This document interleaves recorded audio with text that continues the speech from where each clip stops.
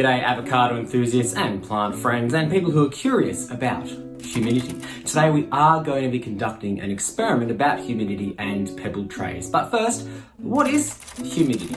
Well, humidity is how much water is in the atmosphere or the air around us. And there are different things which can affect this temperature, for example. But essentially, water vapor is in the air around us. And we can measure that.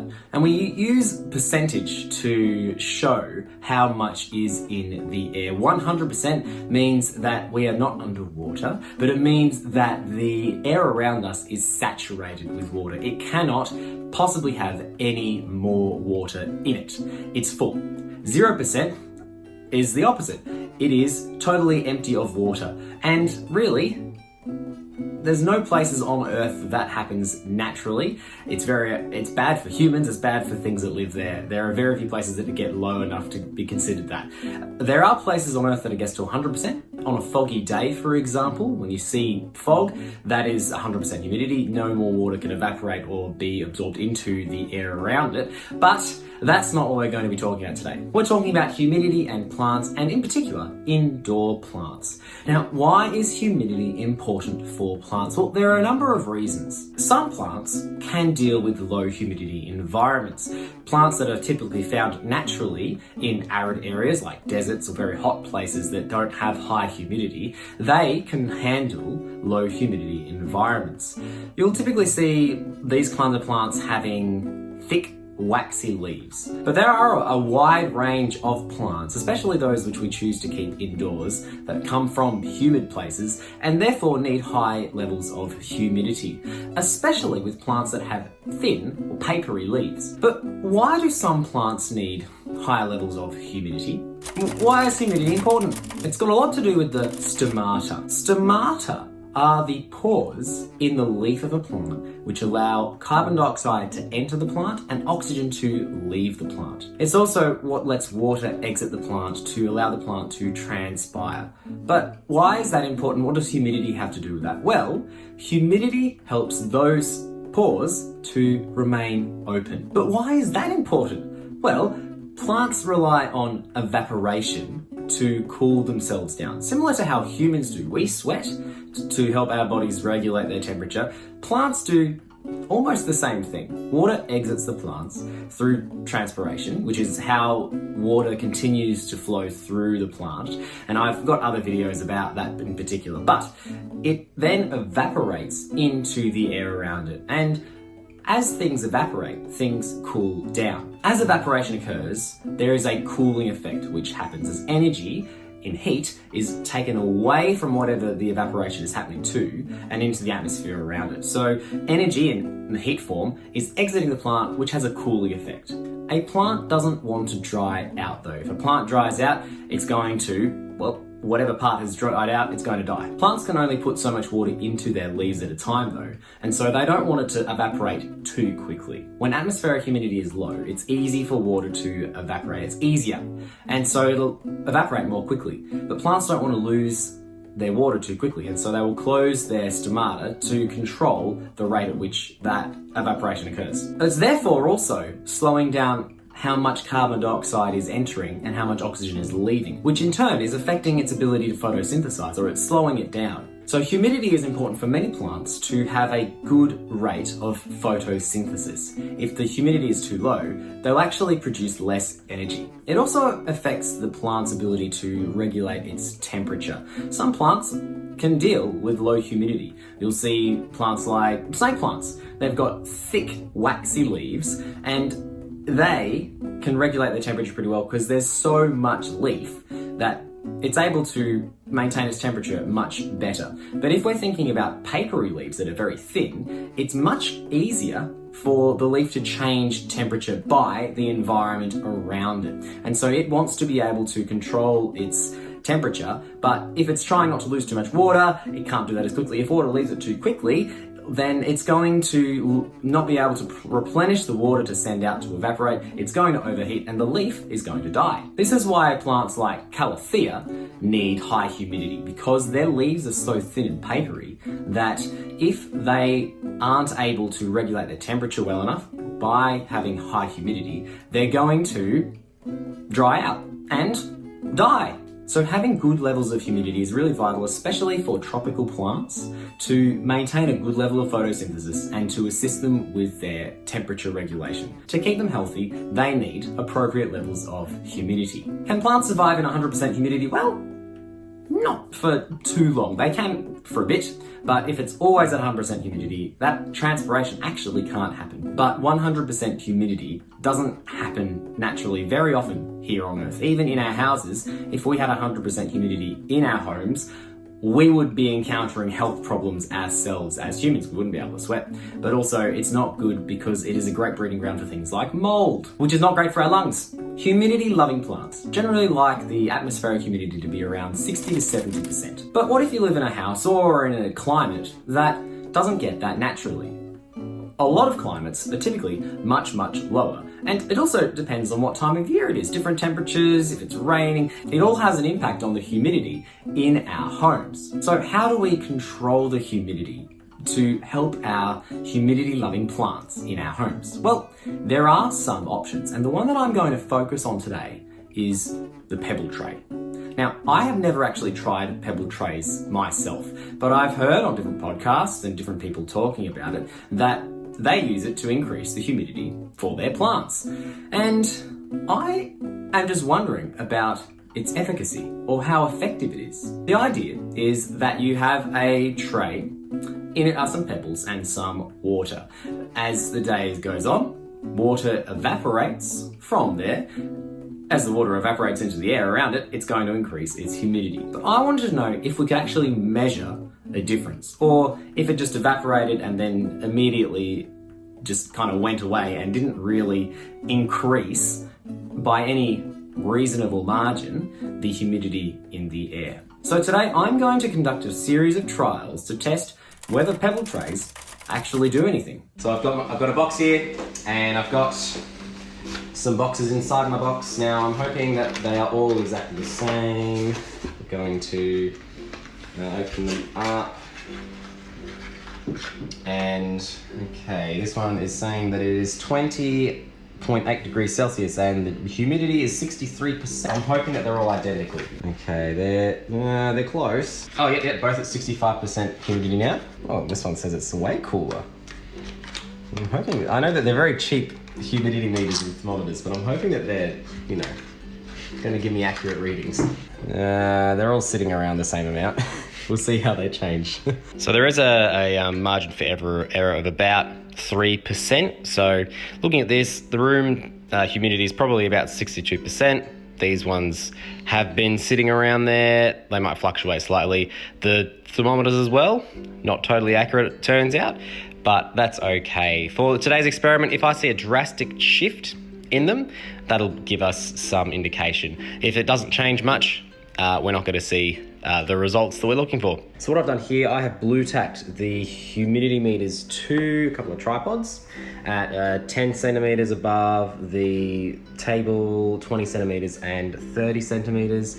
As you can see, we're sitting at about 60% humidity here. There's going to be a little bit of margin for error, as we know, but they're all sitting approximately at 60%. The changing and movement of them should give us some indication of whether or not the pebble trays are working. I'm going to put this into position, fill it with water, put one of the tripods on top, one of the tripods off to the side of it. The one to the side will be to have something to compare to. The one just on top will actually show what's happening to the humidity directly above the pebbles. So I followed some instructions I found online. I've just filled this tray with pebbles, and I'm going to fill it with water so that the pebbles are coming through the surface. We don't want to fully submerge them. The instructions tell me that I should have pebbles coming above the surface. I suppose that's for heat, surface tension, helping things evaporate. That's my prediction anyway. So we're going to follow those instructions and we're going to set it up.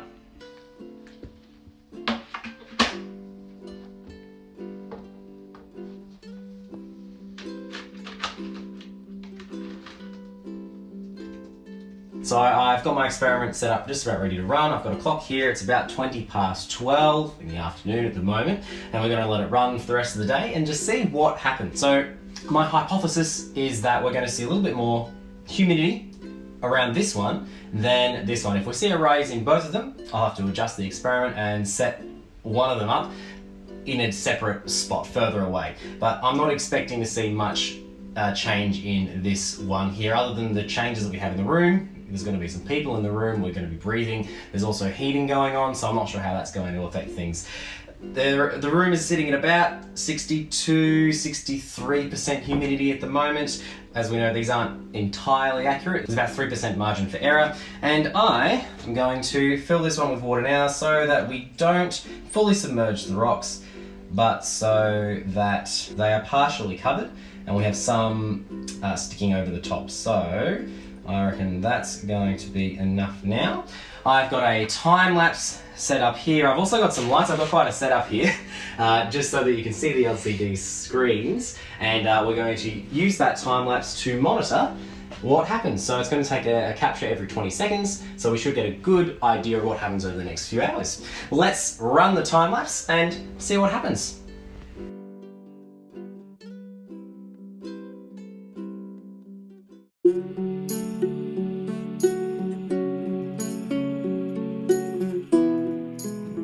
Let's just pause it here for a moment. Now, I am a little bit actually surprised by these results. Now, this is what I predicted, but I'm actually just surprised to see that it is having a measurable effect. Now, we know that these instruments aren't 100% accurate, but having multiple of them means that we can increase our accuracy. So, as you can see, the control group is sitting around 60% humidity, but the experiment group, or this group that has a tray, is sitting at between 62 and 63% humidity. So we do have a small difference of 2 or 3% with the pebble tray. Interesting. Let's finish off this trial and then we might have to run another one.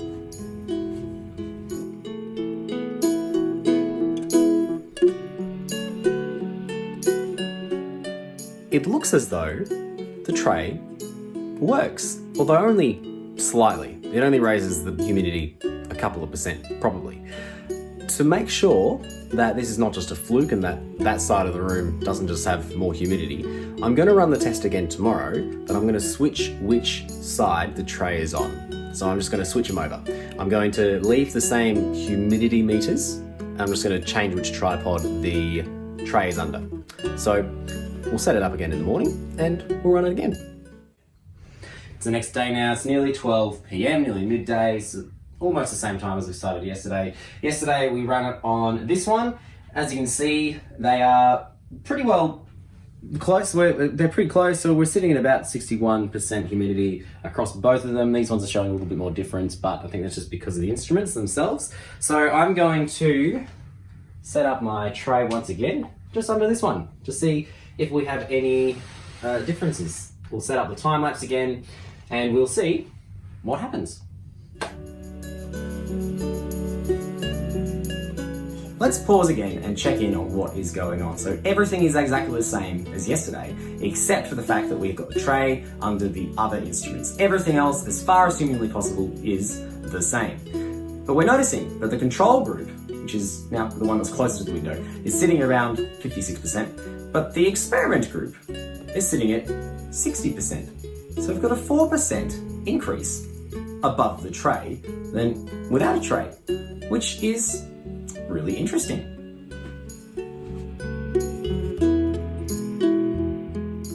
So after running this experiment twice, I've had the same outcome. Each time, the humidity meters recorded a change of about 3% higher above the tray than compared to the control group, which was not very far away. So directly above, it's about 3% more humid than the control group. We've seen this twice, we've repeated it, which is really interesting. I'm going to take the tray away now and just check that it returns to about the same humidity across the table. So I've taken the tray away and the humidity meters are indicating that we've gone back to normal, so they're all showing about 56, 57% humidity at the moment. But I want to know what happens if I actually add a plant. I just had the tray in the open, and I want to know if anything changes if I add a plant. So I've got a couple of very, very similar avocado trees. These are both about 18 months old. They were both pruned at the same time. They've both got a similar number of leaves, about the same height as well. So we should be able to get some comparable results. So I'm going to sit one of these on top of a tray, one of them not, and we'll see what happens. I just want to know if the leaves have anything to do with maintaining that humidity level, if they're going to capture any of that humidity, or if we're going to see anything different happen. So let's see what happens when we actually add some plants. Now, interestingly enough, today, the experimental group doesn't really have a significant increase in humidity compared to the control group. Now, looking at it, at the moment it's about 1% greater, but as you're watching the time lapse, you'll notice that it fluctuates and sometimes the control group is actually higher. I don't really have an explanation to that. It could be just a fluke. I'm going to run the experiment once more to see if having plants actually hinders the evaporation and the humidity. Strange.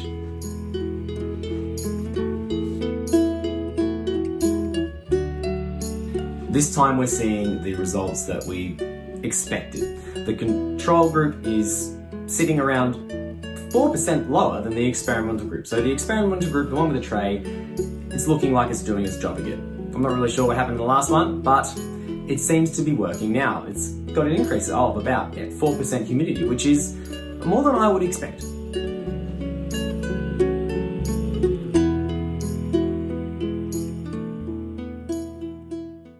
Now that we have run a number of trials, it's time to conclude our experiment and to think about the results that we got. By looking at the results that we got, all except for one trial, which I'm attributing to chance for now, the humidity above a pebble tray was between 2 and 4% higher than when there was no pebble tray, at least within 30 centimeters high. We didn't test any higher than that. That might be something for the future. And it really didn't affect the air next to it. If it was a breezy room, I wonder what would happen. I also wonder what would happen directly next to the pebble tray if we moved the tripod right next to it, if we would see the same kind of difference that we saw when they were, 40 or 50 centimeters apart. I'm also curious about the size of the pot that you use compared to the size of the pebble tray. In today's experiments, the avocado trees container were pretty small compared to the size of the pebble tray, and I'm wondering if the pot was almost comparable, similar size to the pebble tray, at least in diameter. I wonder if that would make a difference. That might be something to test in the future. Something else I'd like to know in the future is, in different climates, I wonder if we see similar results. I live in temperate Melbourne, Australia. I wonder if I would get the same results in tropical Queensland or anywhere else in the tropics. Or what about an arid region like Perth, Australia? What about a colder region like those that you see in different parts of the US and the UK?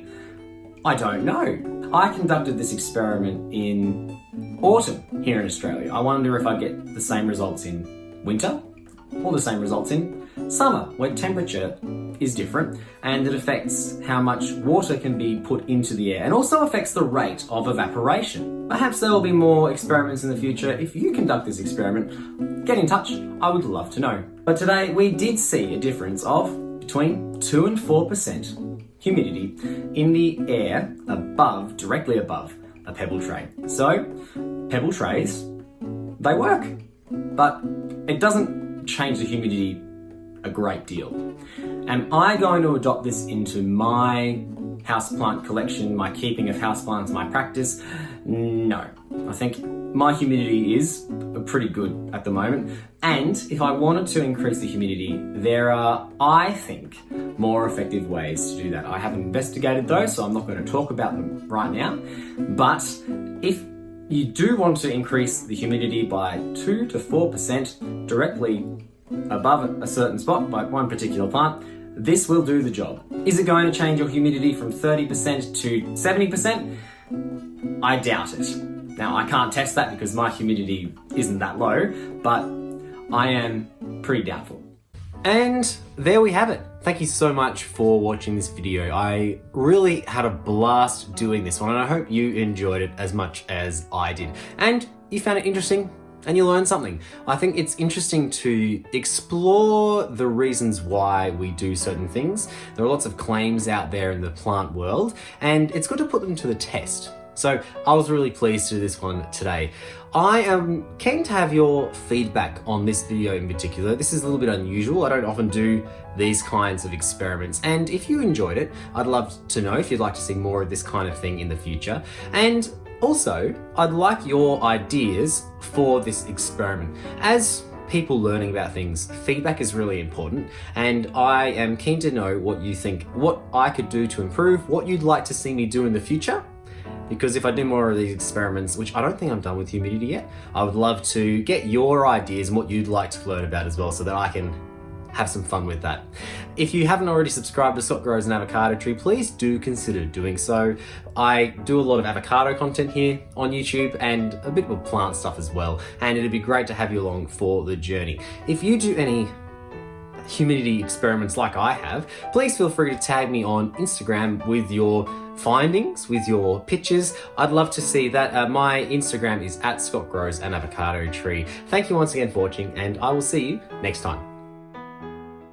Scott grows an avocado tree. Scott grows an avocado tree. Scott grows an avocado tree. Scott grows an avocado tree.